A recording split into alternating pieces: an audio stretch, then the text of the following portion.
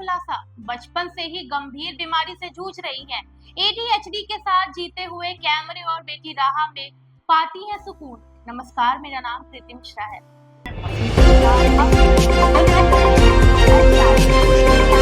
आप देख रहे हैं जनदर्पण माया नगरी, सितारों की दुनिया का असली रंग।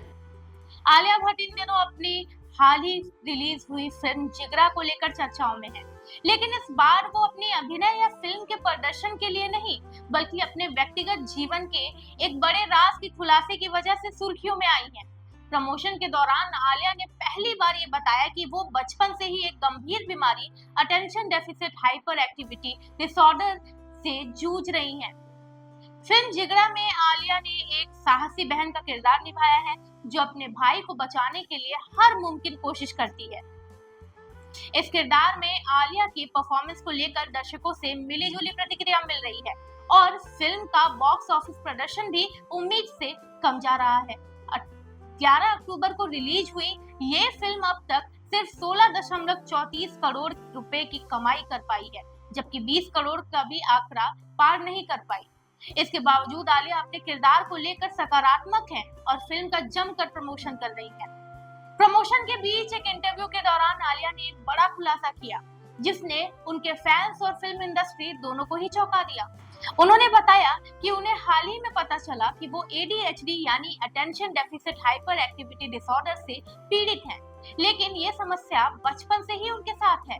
आलिया ने बताया कि स्कूल के दिनों में भी वे अक्सर ध्यान केंद्रित करने में दिक्कत पाती थी। जब वो क्लासरूम में होती थी या दोस्तों से बात कर रही होती थी तो अक्सर उनका ध्यान कहीं और भटक जाता था।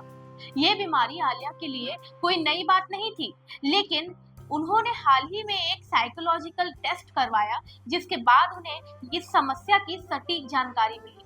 आलिया ने कहा कि इस जानकारी से बहुत सी बातें साफ हुई, जैसे कि क्यों उन्हें कैमरे के सामने और अपनी बेटी राहा के साथ सबसे ज्यादा सुकून महसूस होता था।